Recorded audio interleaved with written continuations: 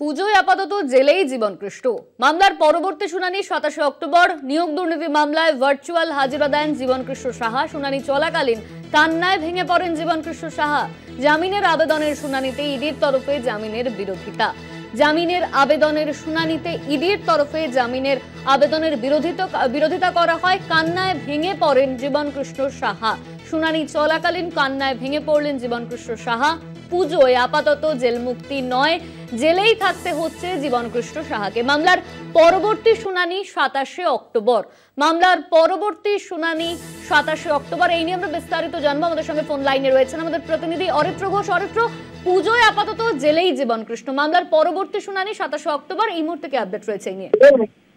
আপডেটটা ওটাই যে মামলার পরবর্তী শুনানি আগামী 27 অক্টোবর দিন ধার্য করেছে আদালত। এটা আজকে জীবনকৃষ্ণ সাহার আইনজীবীদের তরফ থেকে জামিনের যে আবেদন সে আবেদন করা হয় এবং জামিনের আবেদন জানিয়ে আদালতের সওয়াল পর্বে জীবনকৃষ্ণ সাহার আইনজীবী যেটা উল্লেখ করেন যে 13 মাস জেলে থাকার পর 6 মাস ধরে জামিনে অভিযুক্ত ছিলেন জীবনকৃষ্ণ সাহা। সেই 6 মাস সময় ছিল, তখন কেন ইডি তাকে গ্রেপ্তার করেনি? মূল আসামিদের এখনো গ্রেপ্তার করা হয়নি। যাদেরকে গ্রেপ্তার করা হয়েছে তাদের নাম সাক্ষী তালিকায় রয়েছে। যে দুর্নীতির কথা বলছেন, 2 কোটি টাকার দুর্নীতির কথা তারা বলছেন, তার প্রমাণ এই মুহূর্তে জীবনকৃষ্ণের জামিনের আবেদন করতে চাই এমনটা তার আইনজীবীরা দাবি করেন।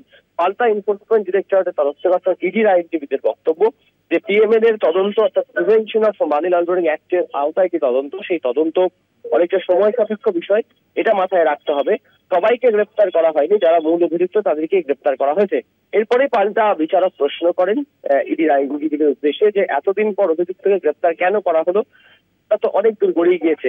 পাল্টা ইডির আইনজীবী দাবি করেন যে তদন্ত চলছে, Jibankrishna Saha process of crime তথা পিওসির সাথে যুক্ত কিনা সেই মুহূর্তে তার কোনো যথাযথ তথ্য প্রমাণ ছিল না, তবে বেশ কিছু তথ্য ছিল, তার ভিত্তিতেই সব সিদ্ধান্তে আসা যায় না। তদন্তকারী সংস্থা এজেন্সি ডিউটি বাউন্ড আদালতের কাছে আমরা স্টেটমেন্ট ডিসক্লোজ করেছি।